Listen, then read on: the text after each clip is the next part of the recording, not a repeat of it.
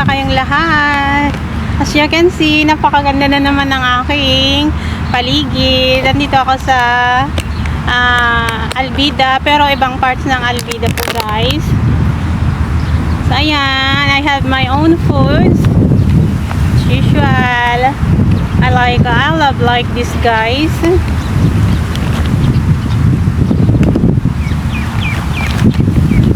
Kain po tayo mga kananay, mga ka-OFW. Ang ulam ko po ay adobong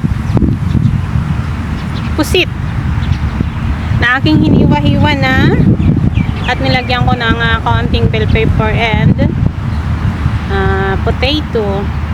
Tas nilagyan ko rin siya ng kunting atay.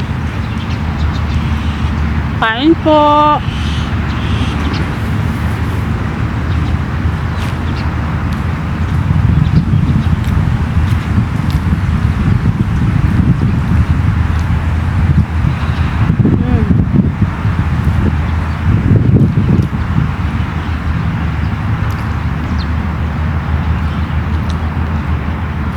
Dapat ang pusit lang kinakain sa loob ng bahay, kaso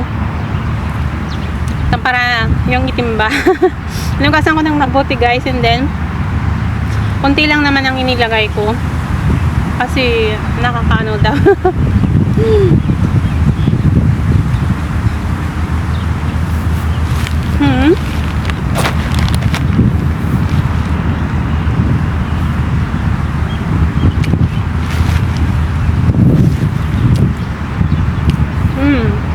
Ang ganda talaga.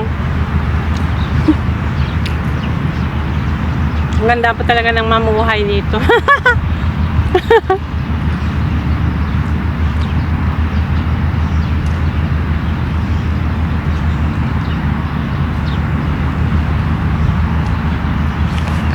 Maghalo-halo tayo mamaya sa soup. Kung hindi malamig. Malamig na guys.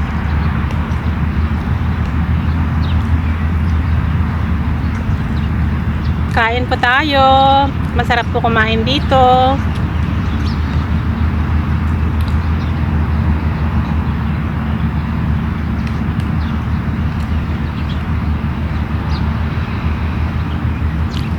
Hindi na ako naglutuhan ng vegetables.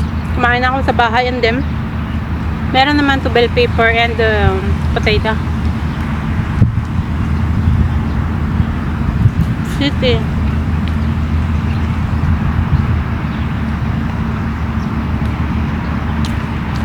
Fave ko yung pusit.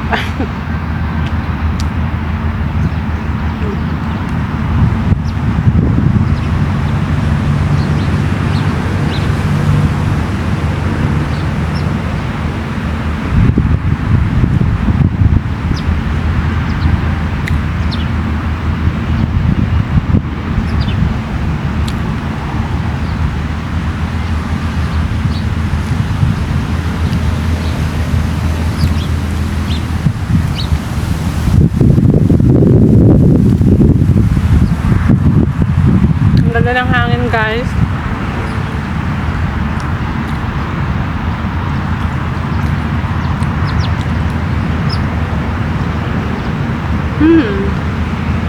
Alam niyo ba guys, diba nung bata tayo,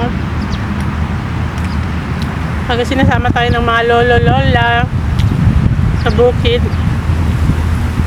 diba kahit tuyo lang, kahit mga gulay ba, dinengdeng, ganun yung nakukuha na talaga sa talamnan or sa bukid nyo ang niluluto. Ang sarap-sarap na guys, kasi ang sarap po talaga ng kumain sa bukid.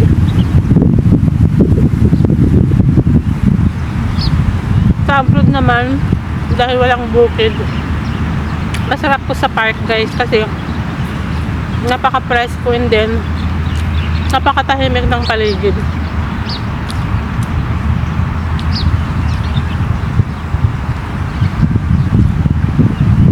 Bumili ako ng konting pusit lang nung nakaraang Friday.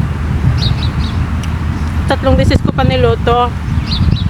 Mantalang pag mag-order ka sa restaurant dito, yung pinambili mo ng 3 beses mong kainin, isang beses mo lang kainin naman. Pero syempre, ganyan naman talaga pag restaurant, syempre. Pero syempre, iniisip ko guys kung paano ako makasave.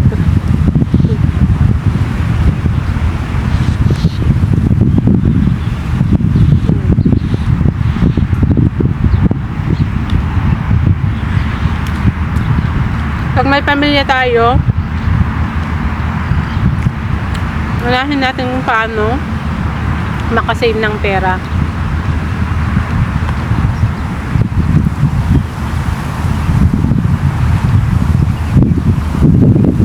Ang pag-i-enjoy sa buhay, like ganito pag may day off ka, kahit hindi mo yan limitan kasi once a day lang naman yan, pero yung paggagasto, pag may pinapaaral tayo, kailangan talaga may limit. Pero pag wala na tayong pinapaaral o ginagastusan, enjoy life. Gasto lang tayo basta meron, 'di ba guys? Kasi pinagtatrabahuan man naman natin. Pero sa ngayon, syempre wala tayong walang ibang tumutulong sa atin para sa ating mga anak. And then pinapaaral natin sila, kaya kailangan natin magtipid.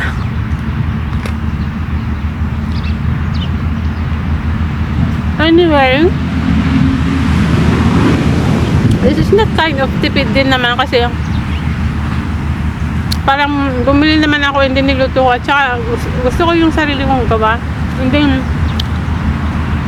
yung masasatisfy ka ba sa sa niluto mo. Save ko po kasi ang pusit, pero minsan-minsan lang po ako kakain ng pusit kasi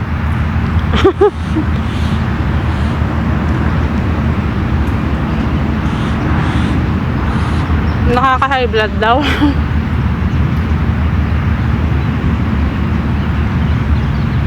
Matanda na tayo mga kananay, kaya kailangan natin mag-ingat sa ating mga kinakain, lalo na nag-gain ako ng weight, so may mga problema pa dito. Hindi talaga pwedeng kain ng ng mga bawal, ganyan. Pero kayo habang wala pa kayong pinoproblema sa inyong kalusugan, sige lang, banat lang.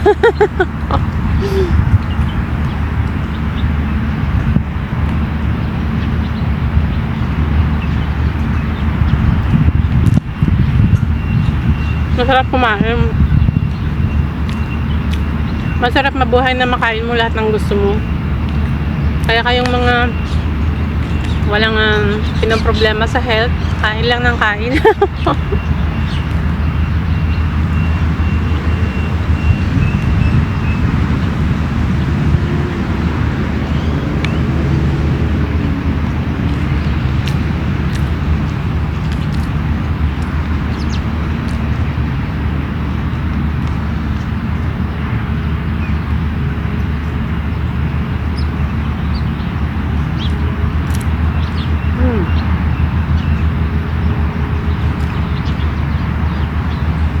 Gumagaling na.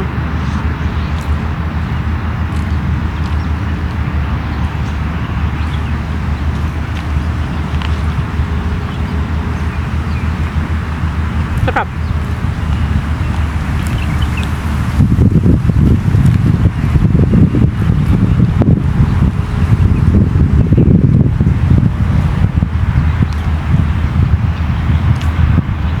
Kain na rin ang jam. Kuha na rin kayo ng pagkain nyo at kakain na rin kayo. Sa restaurant mamaya, ng Filipino restaurant mamaya, masarap dun yung halo-halo. Pero sa loob kasi malamig. Tingnan ko lang kung makakain ako. Meron din namang bulan, bilo-bilo. Chicharon, whatever.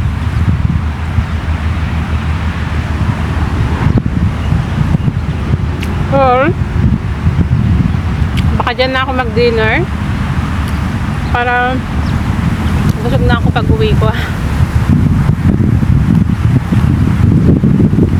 Pag nagdadala ako ng mga ganitong pagkain ko sa labas, it means breakfast and lunch ko na yun. Hindi pa ako nag-breakfast kasi pag Busog ka na lumalabas. Wala ka nang galang kakain.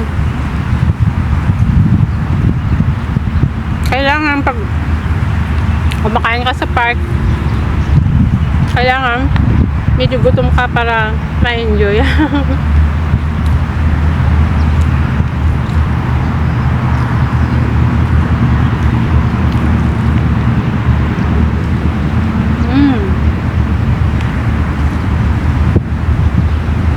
Delicious.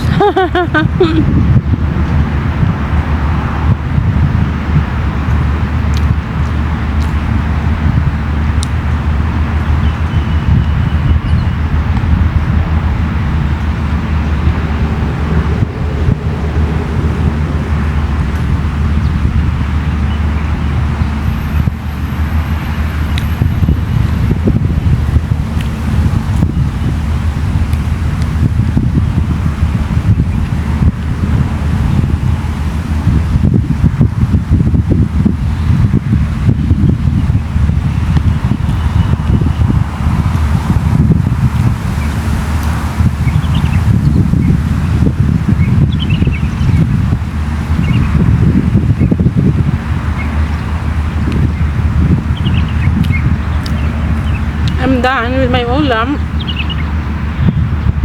Tama na yung rice. Kunti lang naman.